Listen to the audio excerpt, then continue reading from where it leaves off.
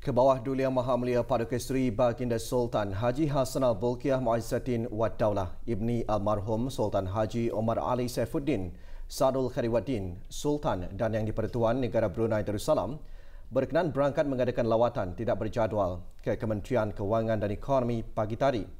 Semasa keberangkatan itu, Kebawah Duli Yang Maha Mulia bertitah menyentuh beberapa perkara yang menyangkut pengurusan dan pentadbiran agar tetap berjalan dengan baik dan betul tanpa sebarang pemesongan selain isu-isu lain yang boleh mengundang banyak sungutan dan kesalahan serta pengurusan kutipan cukai perniagaan yang belum lagi dilaksanakan secara menyeluruh, keberkesanan pelaksanaan skim tabung amanah pekerja TAP dan isu kenaikan harga barangan yang tidak boleh dipandang ringan.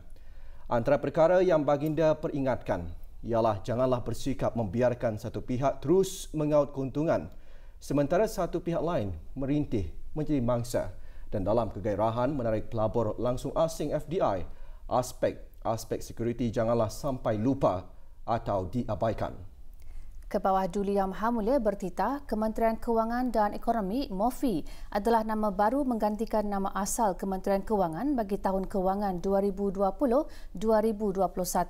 Dengan peruntukan lebih 853 juta, MOFI akan terus bekerjasama dengan kementerian-kementerian dan agensi-agensi berkenaan ke arah meningkatkan lagi tahap produktiviti dan pemberian perkhidmatan yang berkualiti kepada orang ramai serta memastikan keberkesanan kutipan hasil-hasil kerajaan termasuk menggalakkan pertumbuhan ekonomi melalui pelaburan langsung asing, perkembangan industri dan perdagangan dalam serta luar negara. Semua ini tentu saja memerlukan pegawai-pegawai dan kaki tangan yang berkebolehan dalam pengurusan dan pentadbiran. Di samping kebolehan, sikap jujur dan amanah juga lebih diperlukan bagi menjamin supaya pengurusan dan pentadbiran tetap berjalan dengan baik dan betul tanpa sebarang pemesongan. Kebawah Duli Yang Maha Mulia bertitah mengambil maklum jawatan tertinggi dalam kementerian menjadi cabaran kepada pemegangnya di samping menjalankan tugas bagi jawatan utama sebagai pengerusi kepada beberapa lembaga pengarah yang antara lain bertanggungjawab untuk memenuhi jadual-jadual pemesyuaratan bagi lembaga. Di sini ingin beta mengingatkan supaya konflik of interest janganlah berlaku.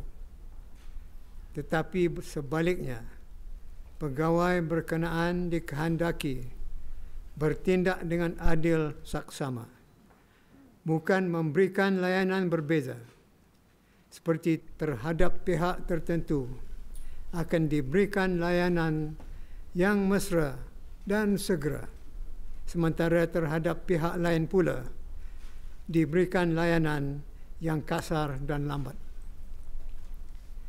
Etika kerja berpasukan sangat mustahab.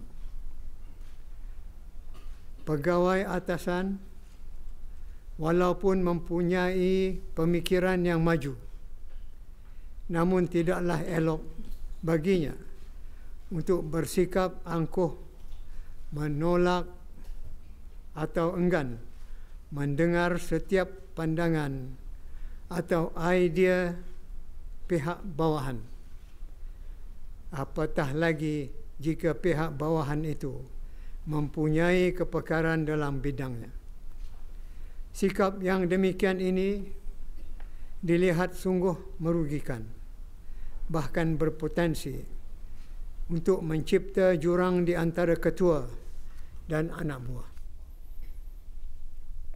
Dalam titah, Kebawah Duli Yang Maha Mulia menegaskan, pegawai atasan tidak sepatutnya membuat dasar berpandukan kepada kedudukan mereka yang jauh berbeza dengan pegawai bawahan sehingga berlakunya keputusan-keputusan lemah yang mengundang banyak sungutan dan kesalahan.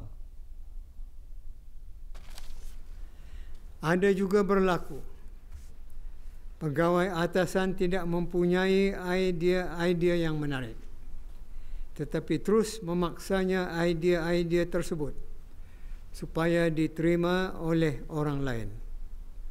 Maka berlakulah keputusan-keputusan yang lemah yang mengundang kepada banyak sungutan dan kesalahan. Pegawai atasan tidak sepatutnya membuat dasar berpandukan kepada kedudukan mereka yang jauh berbeza dengan pegawai bawahan. Bagi pegawai bawahan, apa-apa yang namanya allowance adalah sangat bermakna. Berbeza dengan pegawai atasan, mereka tidak memerlukannya. Oleh itu, sebarang peraturan yang hendak dibuat mengenai allowance hendaklah mengambil kira faktor perbezaan ini, bukannya dengan sewenang-wenang membuat perubahan atau pemansuhkan. Mengenai kecekapan warga kementerian, Kebawah Duli Yang Maha Mulia bertitah mengingatkan untuk tidak semata-mata mempercayai dan mengutamakan konsultan dan syarikat-syarikat luar tanpa menilai dan mempertimbangkan warga tempatan. Beta memahami bahawa penyerapan beberapa buah jabatan dan badan berkanun ke dalam MOFI adalah menambahkan portfolio dan tanggungjawab, terutama yang menjurus kepada bidang ekonomi. Ini tidak syak lagi secara langsung turut menguji kecekapan pihak warga kementerian. Malah bukan sahaja kecekapan, bahkan turut diperlukan juga ialah memiliki sikap patriotik yang tebal. Misalnya, ketika menangani hal ehwal pelaburan, tidaklah wajar untuk semata-mata mempercayai dan mengutamakan konsultan dan syarikat-syarikat luar bagi menguruskan anak-anak syarikat di bawah Darussalam Asset Sendirian Berhad, tanpa cuba-cuba menilai dan mempertimbangkan warga tempatan. Jika ini terus dilakukan, artinya kita telah pun menyalahi requirement kerajaan. Kebawah Duli Yang Maha Mulia seterusnya bertitah menyentuh mengenai kelambatan Lembaga Tawaran Negara LTN yang sering dilakukan sehingga menjejaskan pembangunan. Termasuk juga menjadi ukuran kecekapan itu ialah mampu untuk menyelesaikan tugas dan tanggungjawab dengan cepat dan sempurna, seperti menilai, menimbang dan meluluskan tender daripada pihak-pihak kementerian atau jabatan bagi satu-satu projek yang dirancang oleh mereka. Tetapi yang kedengaran bahawa Lembaga Tawaran Negara LTN sering-sering sahaja melakukan kelambatan sehingga ada permohonan tender terpaksa diubah atau dikeluarkan semula retender kerana gara-gara kelambatan tersebut. Tidakkah kerana gara-gara seperti ini boleh menjejaskan pembangunan? Baginda juga turut mengambil maklum mengenai pengurusan kutipan cukai perniagaan ke atas syarikat-syarikat berdaftar yang belum lagi dilaksanakan secara menyeluruh dan adil, iaitu apabila masih terdapat amalan pilih kasih terhadap syarikat-syarikat yang dimiliki oleh orang-orang kenamaan. Beta difahamkan, pernah berlaku saranan untuk mengenakan cukai perniagaan kepada sebuah gedung perniagaan, tetapi perkara itu tidak dilaksanakan kerana khawatir pihak syarikat tersebut akan menaikkan harga jualan barang-barang keperluan harian.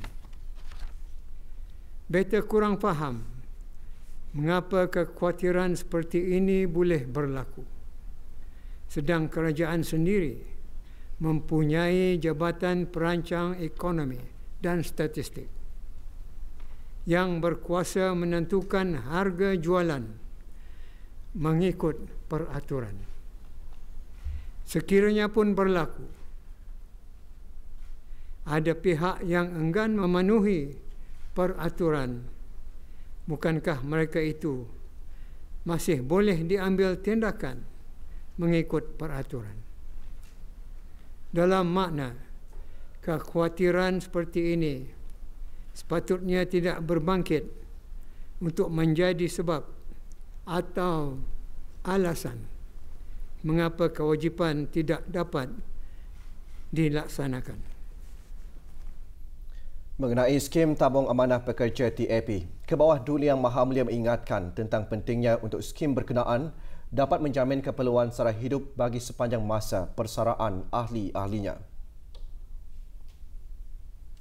Tujuan TAP diadakan ialah untuk menjamin ahli-ahlinya mempunyai simpanan kewangan bagi hari-hari persaraan, termasuk untuk turut menyara ahli keluarga yang menjadi tanggungan setelah bersara. Sedang dividen adalah begitu rendah, seperti kadar dividen pada tahun kewangan 2017-2018 ialah sebanyak 2.5%.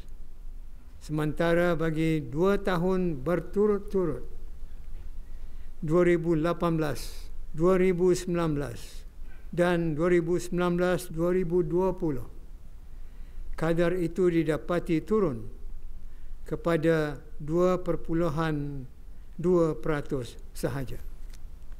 Ini menimbulkan rasa ragu di kalangan ahli TAP tentang masa depan mereka setelah bersara. Pada hemat beta, sewajarnya perkara ini diambil perhatian oleh pihak TAP dengan membuat kajian bagaimana untuk meyakinkan masyarakat terhadap keberkesanan pelaksanaan pelaburan yang membabitkan wang simpanan para ahli TAP itu. Perlu diingat bahawa yang penting bagi mereka ialah skim ini dapat menjamin keperluan perbelanjaan sara hidup bagi sepanjang masa persaraan. Inilah cabaran berat kepada pihak TAP untuk mencari formula dan jawapannya. Kebawah Duli Yang Maha Mulia bertitah ketika negara berdepan dengan pandemik coronavirus, kedengaran banyak sungutan daripada orang ramai, terutama dari kalangan yang berpendapatan rendah mengenai kenaikan harga barang-barang keperluan harian seperti daging mentah, ikan, bawang, telur, sayur-sayuran dan lain-lain lagi. Isu kenaikan harga barangan ini bukan sahaja berlaku di Brunei, bahkan juga turut didengar berlaku di mana-mana saja. Namun ia tidaklah boleh dipandang dengan sebelah mata sahaja. Kerana yang biasa terjadi, kenaikan itu dilakukan oleh setengah pihak secara tidak sah atau melanggar peraturan, semata-mata hanya kerana mengambil kesempatan dari keadaan-keadaan tertentu. Di sinilah pihak-pihak bertanggungjawab serta berkenaan tidak boleh mendiamkan diri atau memejamkan mata begitu sahaja, tetapi perlu melakukan sesuatu sebagai membetulkan keadaan. Mereka perlu memantau dan mengambil tahu apa yang telah dan sedang berlaku, dan kemudian melakukan sesuatu sebagai pembaikan. Janganlah bersikap membiarkan satu pihak terus mengaut keuntungan sementara satu pihak lain merintih menjadi mangsa. Rintislah jalan yang lurus, iaitu jika senang, biarlah sama senang, dan jika susah, biarlah sama susah. Dalam titah, baginda menyarankan jika bekalan mencukupi dan mudah didapati, seyogia ia dinikmati bersama-sama, dan jika sebaliknya barang terhad atau sedikit, maka buatlah cara terhad atau sedikit tanpa perlu menjejaskan mana-mana pihak.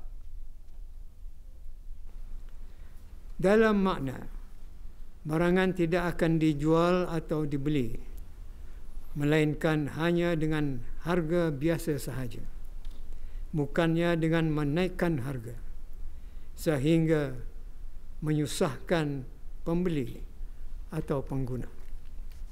Di sinilah kawalan perlu ada apabila terdapat pihak-pihak yang tidak mengamalkan etika timbang rasa dan kerjasama. Pada masa inilah Jabatan Perancangan Ekonomi dan Statistik JPES melalui Jabatan Persaingan dan Hal Ehwal Pengguna JPHEP perlu cepat bergerak membuat perhitungan bagi memantau secara konsisten kenaikan ini, dan jika perlu mengambil tindakan yang berpatutan untuk melindungi pengguna dari menjadi mangsa secara berterusan. Dalam titah, Kebawah Duli Yang Maha Mulia menggariskan Indeks Harga Pengguna IHP yang dikeluarkan oleh Jabatan Perancangan Ekonomi dan Statistik JPES setiap 3 bulan memerlukan tindakan yang berkesan oleh pihak penguatkuasaan memandangkan terdapatnya para peniaga yang masih saja terus menaikkan harga jualan. Selain tanggungjawab JPHEP dalam memantau dan melindungi orang ramai dari musibah kenaikan harga barang, pihak kementerian, sumber-sumber utama dan pelancongan juga dilihat sebagai perlu untuk berusaha memenuhi kekurangan bahan makanan atau sekurang-kurangnya meyakinkan orang ramai bahawa negara adalah mampu untuk memenuhi keperluan makanan serta memastikan bahawa security makanan juga terjamin dan mencukupi sehingga tidak perlu berbangkit ada pihak yang mengambil kesempatan untuk menaikkan harga barangan dengan sewenang-wenangnya. Adapun alasan oleh pihak peniaga untuk menaikkan harga barangan tanpa mengikut peraturan adalah tidak boleh diterima. Untuk mengakhiri, beta ingin menyebut satu perkara sahaja, iaitu tentang kegairahan kita untuk menarik pelabur langsung asing FDI. Dalam pada kegairahan ini sentiasa hangat, maka kita janganlah sampai lupa atau mengabaikan aspek security, di mana untuk itu langkah merujuk pihak-pihak berkepentingan seperti Jawatankuasa Keselamatan Negara JKN adalah penting dan wajar diutamakan. Pada keberangkatan tidak berjadual ke Kementerian Kewangan dan Ekonomi, Kebawah Duli Yang Maha Mulia Perdana Menteri Baginda Sultan dan Yang di-Pertuan Negara Brunei Darussalam berkenan melawat Jabatan Perbandaraan dan beberapa bahagian kementerian berkenaan.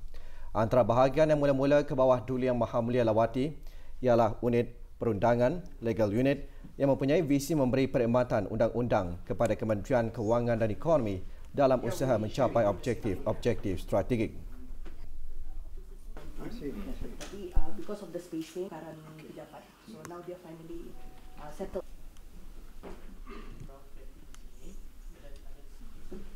For the end of the year, June. Yeah.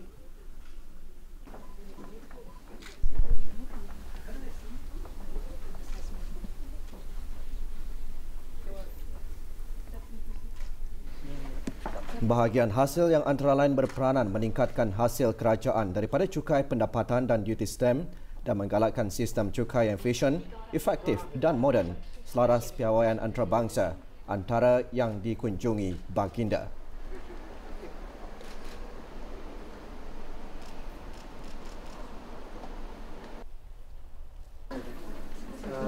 Orang semua di kaunter.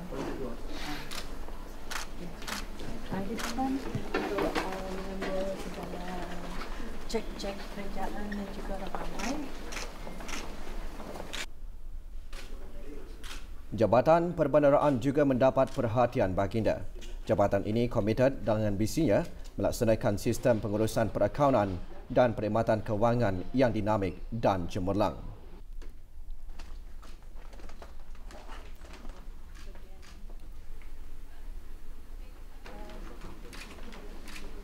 Ikutlah macam kami terima lah sebelum di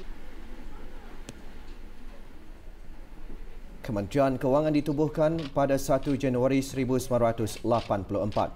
Pada 20 September 2018, kementerian ini dinamakan semula menjadi Kementerian Kewangan dan Ekonomi dengan penyerapan Jabatan Perancangan dan Kemajuan Ekonomi. Pada bulan November tahun lalu, hal ehwal perindustrian iaitu Darussalam Enterprise Day, Industri dan Ekosistem Perniagaan, Sekretariat Ease of Doing Business dan Pusat Standard Kebangsaan telah disurapkan ke Kementerian Kewangan dan Ekonomi. Good. You're going back to Singapore? Yeah, going back to Singapore. Berapa orang tugas sekali ini?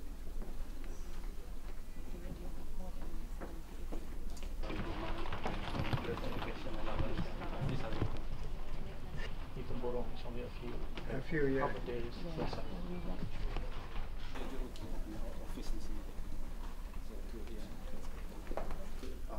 We make sure all the IT networks stable.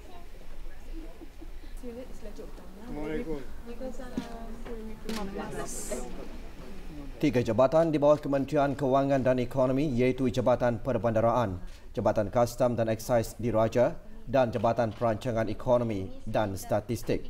Di bawah kementerian ini juga terdapat 13 bahagian, antaranya Pejabat Belanjawan dan Rancangan Kemajuan Negara, Bahagian Pelaburan, Bahagian Pendaftaran Syarikat-Syarikat, Lembaga Tawaran Negara, Industri dan Ekosistem Perniagaan dan Pusat Standard Kebangsaan.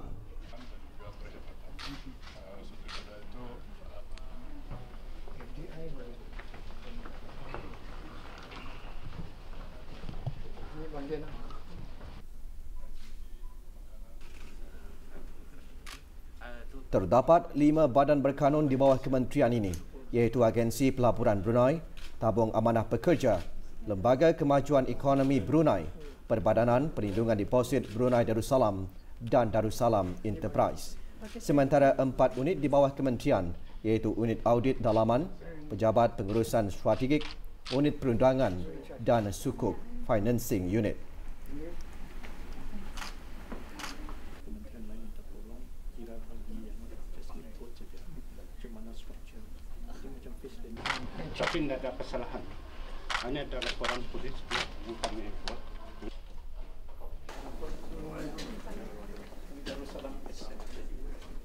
Untuk menghasilkan kedayantahanan ekonomi dan kewangan merupakan misi Kementerian Kewangan dan Ekonomi.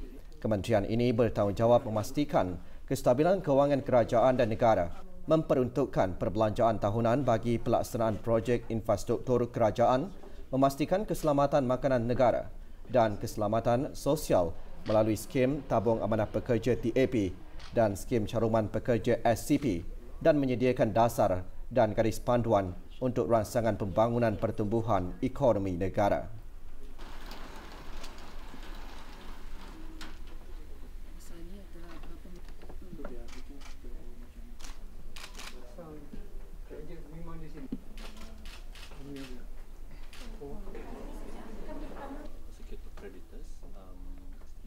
Autoriti Monetary Brunei Darussalam MBD juga mendapat perhatian ke bawah Duli Yang Maha Mulia.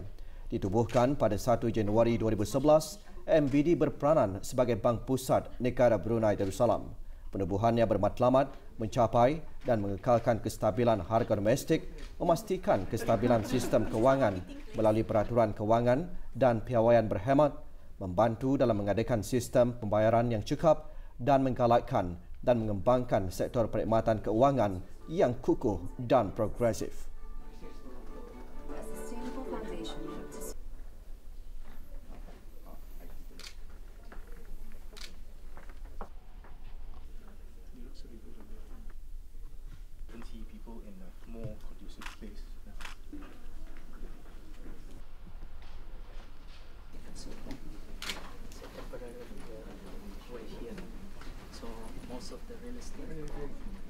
Kementerian Kewangan dan Ekonomi menerapkan 4 nilai utama dalam melaksanakan tanggungjawabnya, iaitu beriman dan bertakwa, accountability, integriti dan inovatif, dan kecemerlangan dan secara berpasukan.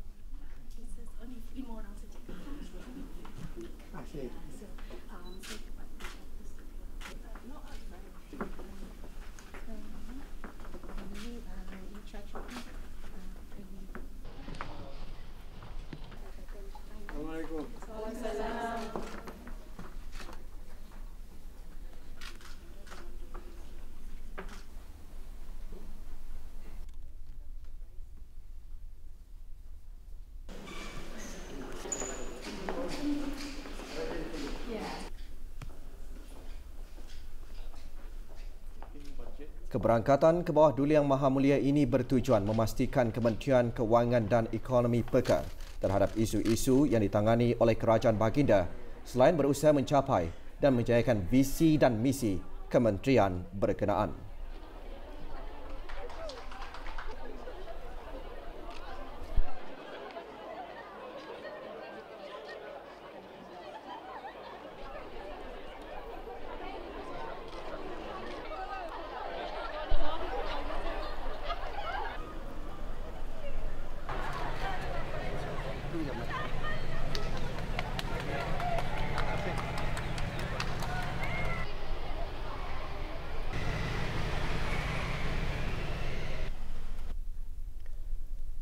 Satu projek bagi pemberian kemudahan pengangkutan untuk petugas komuniti home nursing sedang dilaksanakan sebagai salah satu usaha dalam mempertingkatkan efisiensi dan kualiti pemberian perkhidmatan serta liputan penjagaan kesihatan menyeluruh kepada orang ramai. Ikuti laporan lanjut mengenainya selepas petikan titah ini.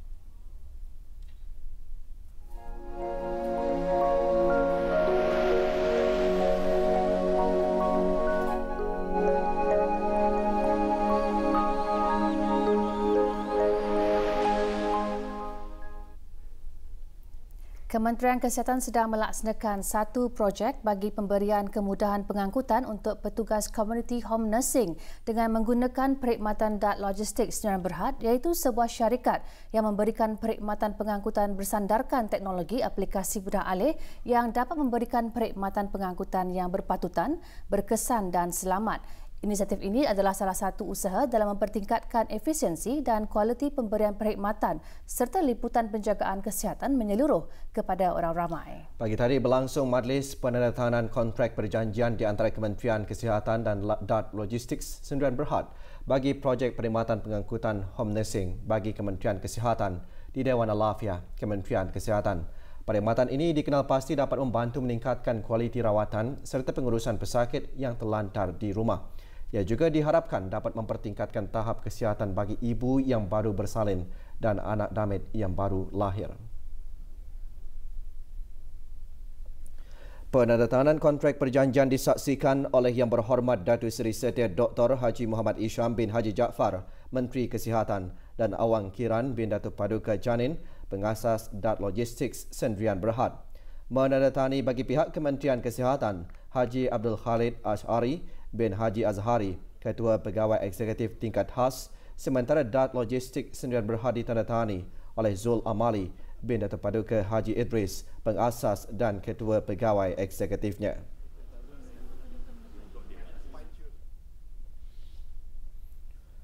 Kemalangan jalan raya di negara Brunei Darussalam secara am memperlihatkan tren penurunan sebanyak 55% iaitu daripada 29 fataliti pada tahun 2017 kepada 13 fataliti pada tahun 2019 dan menurun kepada 11 fataliti setakat bulan November tahun ini.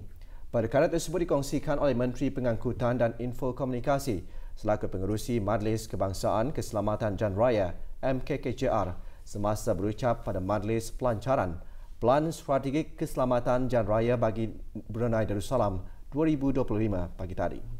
Menurut Yang Berhormat Datuk Seri Setia Wang Abdul Muttalib bin Orang Kaya Seri Setia Datuk Paduka Haji Muhammad Yusof lagi, pelan strategik tersebut merupakan satu pencapaian yang penting dalam perkembangan keselamatan jalan raya di negara ini. Tambahnya lagi, pelan strategik itu juga merupakan kesinambungan dan pengemaskinian ke atas Blueprint Decade of Action for Road Safety 2011 to 2020 Brunei Darussalam serta disediakan dengan beberapa hasil strategik meliputi keselamatan untuk semua pengguna jalan raya, budaya keselamatan, piawaian dan infrastruktur. Beberapa strategic pillars telah pun dikenal pasti, termasuk penguatkuasaan undang-undang yang lebih efektif, rangka perundangan dan peraturan yang lebih mantap, pengukuhan governance dan kepimpinan, data collection yang efektif dan penggunaan teknologi. Plan ini mengandungi 160 inisiatif yang mana 48 inisiatif daripadanya disasarkan untuk dilaksanakan dalam tempoh 5 tahun akan datang.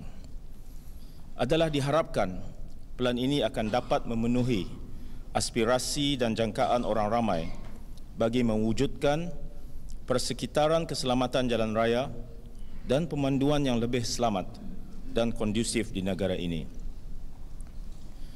Ingin saya kongsikan dalam penyediaan plan strategik ini, salah satu perbincangan hangat adalah mengenai visi plan strategik ini. Akhirnya, persetujuan dan kesepakatan telah pun dicapai untuk memilih visi Zero Road Accident Fatalities ataupun sifar kehilangan nyawa kemalangan jalan raya. Yang Berhormat Menteri Pengangkutan dan Infokomunikasi juga mengongsikan perkembangan terkini inisiatif dasar pengangkutan negara, antaranya mengenai projek rintis dilancarkan bagi menggantikan Speed Warning Device SWDS di bawah Peraturan Lalu Lintas Jalan Raya 2002, mengenai kenderaan elektrik, isu nombor plat pendaftaran kenderaan pudar dan sistem Road Accident Data Development and Enhancement RADED.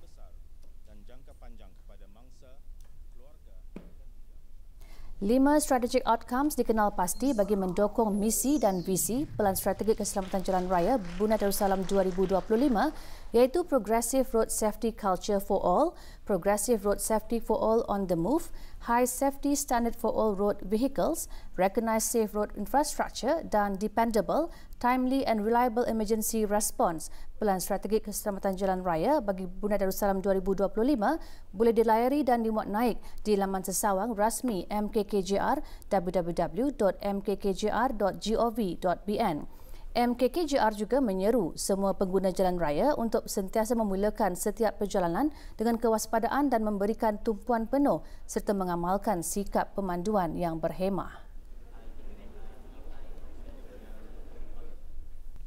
Biro Kawalan Narkotik BKN telah menjalankan satu serbuan di Kampung Tanjung Dangka pada awal pagi 24 Disember 2020 dan telah menahan seorang lelaki warga tempatan berusia 48 tahun kerana dipercayai terlibat dalam aktiviti pengedaran dadah. Lelaki berkenaan juga dipercayai telah menggunakan khidmat keldai dadah untuk menyeludup masuk dadah dari negara jiran melalui pos kawalan Sungai Tujuh daerah Belaid.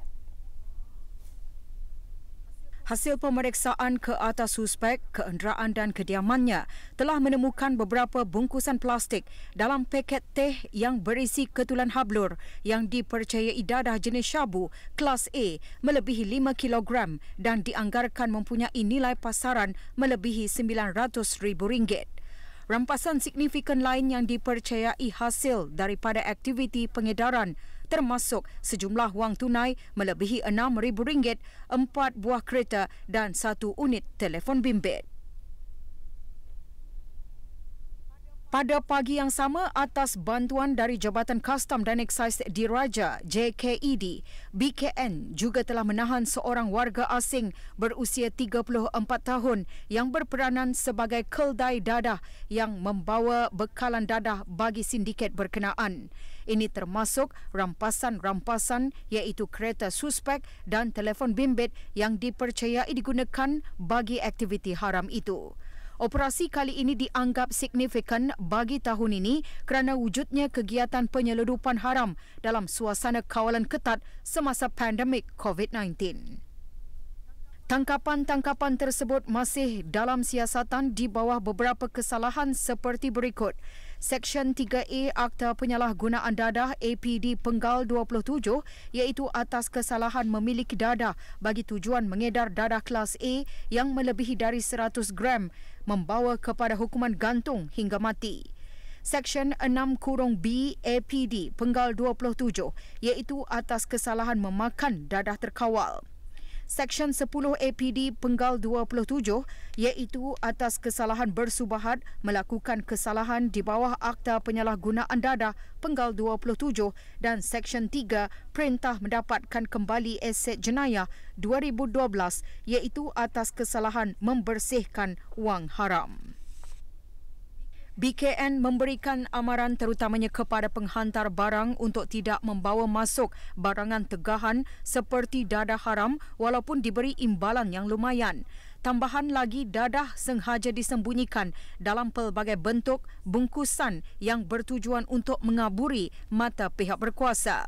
BKN juga ingin menegaskan rangkaian-rangkaian dadah di negara ini termasuk mana-mana pihak yang bekerjasama dengannya sama ada secara langsung ataupun tidak akan terus dijejak untuk dibawa ke muka pengadilan.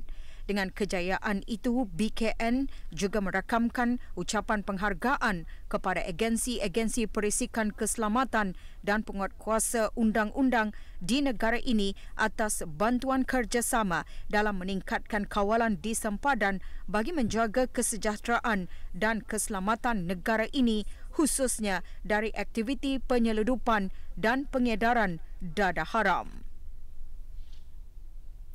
Kementerian Sumber-Sumber Utama dan Pelancongan dan Kementerian Kewangan dan Ekonomi dalam satu kenyataan bersama hari ini merujuk kepada penyebaran maklumat mengenai situasi kenaikan harga bagi beberapa jenis komoditi makanan yang tular di media sosial dan yang diberitakan di media masa, khususnya berhubung dengan bekalan ayam pedaging yang dilaporkan tidak mencukupi di pasaran tempatan pada masa ini, yang mana perkara ini dipercayai telah menyumbang kepada peningkatan harga jualan komoditi berkenaan. Kementerian Kewangan dan Ekonomi melalui Jabatan Perancangan Ekonomi dan Statistik JPS telah pun menjalankan pemantauan harga ke atas 6 jenis komoditi makanan dalam tempoh 4 bulan kebelakangan berpandukan kepada data indeks harga pengguna IHP, iaitu mekanisme untuk mengukur perubahan harga barangan dan perkhidmatan yang dibayar oleh pengguna dalam satu tempoh masa tertentu.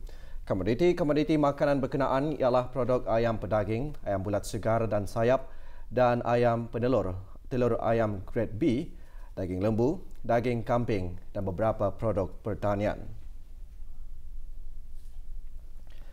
Hasil tinjauan pihak JPS mendapati bahawa secara amnya terdapatnya kenaikan harga bagi komoditi makanan berkenaan, antaranya disebabkan oleh kenaikan kos makanan ayam, ketiadaan bekalan alternatif komoditi import, faktor perubahan cuaca yang tidak menentu, peningkatan permintaan domestik berikutan sekatan perjalanan keluar negara dan kos logistik serta pengangkutan yang turut meningkat di peringkat serantau dan global. Laporan pemantauan harga telah dilaksanakan berpandukan data indeks harga pengguna IHP dari bulan Januari hingga Disember 2020 dan data-data yang diterima daripada pihak peruncit. Laporan pemantauan harga mendapati kenaikan harga bagi ayam bulat segar, sayap ayam dan telur ayam grade B dalam tempoh 4 bulan kebelakangan. Ayam bulat segar telah menunjukkan kenaikan harga purata sebanyak 6%, iaitu dari RM4.28 sekilo pada September 2020 kepada RM4.52 sekilo pada Disember 2020. Manakala harga sayap ayam mengalami kenaikan harga purata sebanyak 3%, iaitu dari RM7.78 sekilo kepada RM8.03 sekilo, dan telur ayam mencatatkan kenaikan sebanyak 16% dari RM4.58 setray kepada RM4.87 setray.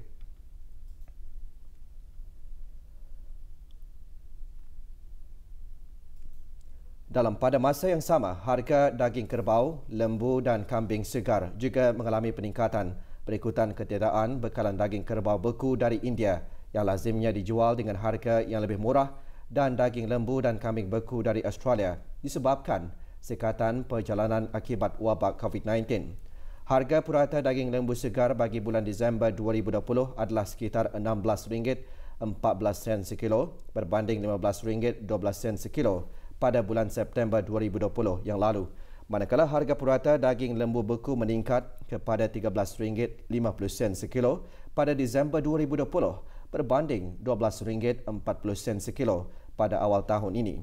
Beberapa produk-produk pertanian turut mengalami kenaikan harga dalam tempoh 4 bulan kebelakangan, iaitu bawang merah dari RM2.34 sekilo kepada RM6.24 sekilo, halia dari RM3.88 sekilo kepada RM4.24 sekilo, dan cili dari RM9.15 sekilo kepada RM10 sekilo, didorong oleh isu penuaian di negara pengeksport seperti keadaan cuaca yang tidak menentu. Kos logistik pengangkutan yang turut meningkat di peringkat serantau dan global akibat sekatan perjalanan juga merupakan di antara faktor yang menyumbang kepada kenaikan harga produk-produk berkenaan. Pihak JPS sedang dan akan terus memantau harga barangan makanan tertentu bagi memastikan peniaga melaksanakan amalan perniagaan yang beretika. Kementerian Sumber-Sumber Utama dan Pelancongan dengan kerjasama penternak-penternak ayam tempatan akan terus mengambil langkah-langkah untuk meningkatkan bekalan ayam pedaging bagi menampung permintaan dalam negara dengan inisiatif penambahan reban ayam oleh para pengusaha tempatan, yang mana 3 buah syarikat utama tempatan dijangka akan memulakan operasi pengeluaran tambahan seawal tahun 2021. Di samping itu, dalam usaha bagi memenuhi permintaan bekalan daging di pasaran tempatan, Kementerian berkenaan terus memudah cara peningkatan kemasukan lembu dan kambing dari luar negara untuk memberikan alternatif kepada permintaan ayam pedaging. Baru-baru ini, salah sebuah syarikat pembekal daging tempatan telah berhasil mendatangkan sekitar 1,250 ekor kambing yang diimport dari Republik Indonesia. Kemasukan bekalan kambing sekitar 1,200 juga dijangka tiba dalam bulan Januari 2021. Manakala bagi bekalan daging lembu, sehingga bulan November 2020, sebanyak 6,743 ekor lembu telah pun didatangkan dari negara Australia, dengan sekitar 1,329 ekor lembu dijangka tiba pada penghujung bulan Disember ini. Turut menampung keperluan semasa melalui syarikat-syarikat tempatan yang membekal daging lembu, kekerapan pengimportan lembu hidup menggunakan kenderaan komersial luar negara melalui pos-pos kawalan darat juga telah ditingkatkan dari 3 hari seminggu kepada 5 hari seminggu. Dalam pada itu, Kementerian Sumber-Sumber Utama dan Pelancongan dan Kementerian Kewangan dan Ekonomi menyeru orang ramai supaya tidak menyebarkan berita-berita serta video tular yang boleh menyebabkan orang ramai membeli secara berlebihan, panic buying dan membeli lebih daripada yang diperlukan.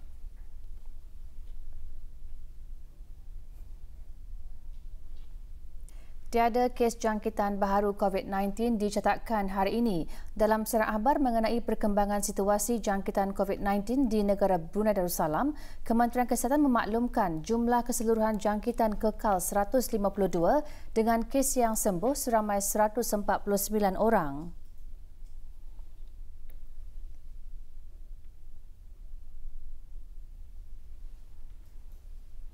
Kes terakhir jangkitan tempatan COVID-19 dilaporkan pada 6 Mei lalu iaitu 236 hari yang lalu, manakala jumlah kes import sejak kes jangkitan terakhir tempatan dilaporkan sebanyak 11 kes. 573 sedang menjalani pengasingan diri mandatori, manakala seramai 10,236 orang menamatkan pengasingan diri mandatori sejak Mac lalu.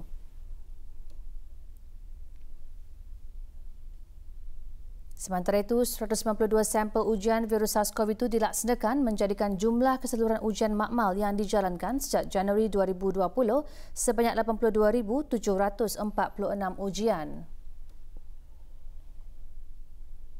Maklumat lanjut dan perkembangan terkini layari laman sesawang Kementerian Kesihatan dan talian Kesihatan 148.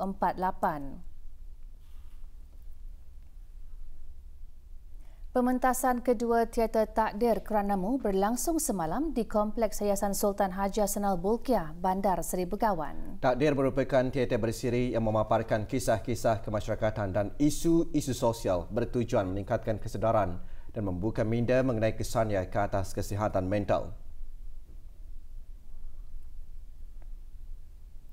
Hadir Dr. Dayang Nur Imtihan binti Haji Abdul Razak, Setiausaha Perancangan Guna Tanah dan Alam Sekitar Kementerian Pembangunan selaku pemangku pengarah urusan Yayasan Sultan Haji Hassanal Bolkiah. Pementasan teater sutra Memento ini sebagai salah satu pengisian Brunei December Festival 2020 dengan sokongan QHeart dan Jabatan Pembangunan Masyarakat Japim, Kementerian Kebudayaan, Belia dan Sukan.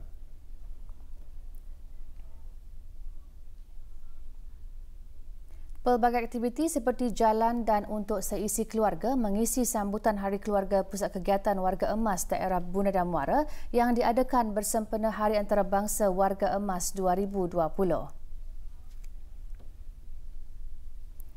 Perasmiannya petang tadi disempurnakan oleh Dayang Saidah binti Haji Wahid alias Burut, pemangku Setiausaha Tetap Kemasyarakatan dan Kebudayaan, Kementerian Kebudayaan Belia dan Sukan. Selama 3 hari diadakan, sambutan bertujuan ke arah mengeratkan lagi silaturahim di antara ahli-ahli pusat kegiatan warga emas daerah Brunei.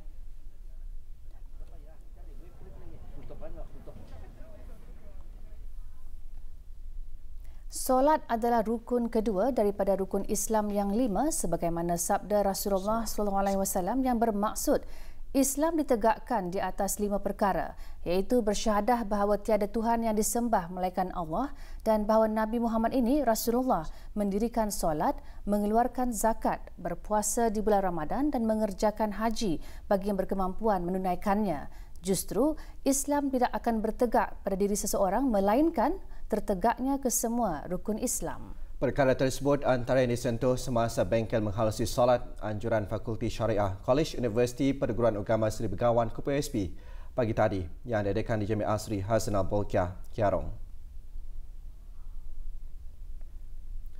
40 ahli Persatuan Pandu Puteri dan Persatuan Pengakap Negara Brunei Darussalam menghadiri bengkel ini. Bengkel antaranya disampaikan oleh Dr. Haji Adnan bin Haji Basar, Rais KPSB, yang membincangkan tajuk kaifiat solat dan syarat wajib dan sah solat disampaikan oleh Dr. Haji Nur Alizam bin Haji Ali Akbar, Dekan Fakulti Syariah KPSB.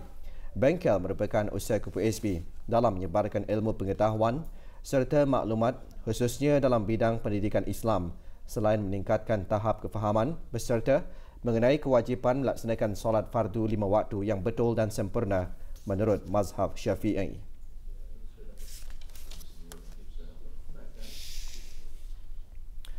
Lebih 1 tan daging mentah tanpa permit import halal dirampas dalam operasi sepadu yang dijalankan 25 Disember lalu. Operasi bersepadu dijalankan oleh beberapa agensi termasuk penguasa bahagian kawalan makanan halal, Jabatan Hal Ehwal Syariah, Jabatan Kastam dan Eksais Diraja dan Biro Kawalan Narkotik di kawasan Kampung Menengah, daerah Tempurung. Operasi bersepadu tersebut menahan sebuah perahu yang mencurigakan dan berhasil menemukan serta merampas 1.4 tan daging mentah yang tidak mempunyai permit import halal. Kesemua barang rampasan dibawa ke Ibu Pejabat Bahagian Kawalan Makanan Halal, Jabatan Hal Ehwal Syariah dan siasatan lanjut dijalankan oleh Jabatan Kastam dan Eksais Diraja. Operasi tersebut juga melibatkan kesalahan lain di bawah Perintah Kastam 2006 dan akta penyalahgunaan dana. Semua sekolah peringkat rendah, menengah, institusi pengajian tinggi, kerajaan dan swasta akan mula dibuka pada 4 hari bulan Januari depan bagi musim penggal pertama sesi persekolahan 2021. Namun, sebelum melangkah sesi persekolahan baru, ibu bapalah yang paling sibuk dalam menyediakan dan memastikan keperluan persekolahan anak-anak. Bertepatan dengan pembayaran bonus tahunan kepada warga perkhidmatan awam hari ini, para ibu bapa mengambil peluang untuk membeli kelengkapan persekolahan anak-anak mereka. Kesibukan dalam kalangan ibu bapa menyediakan kelengkapan sekolah memasuki sesi persekolahan tahun 2021 sememangnya menjadi catatan penting dalam senarai perbelanjaan seawal bulan Disember lagi. Malahan ada yang sudah mula menyediakan senarai barangan dengan menempah ke kedai-kedai alat tulis.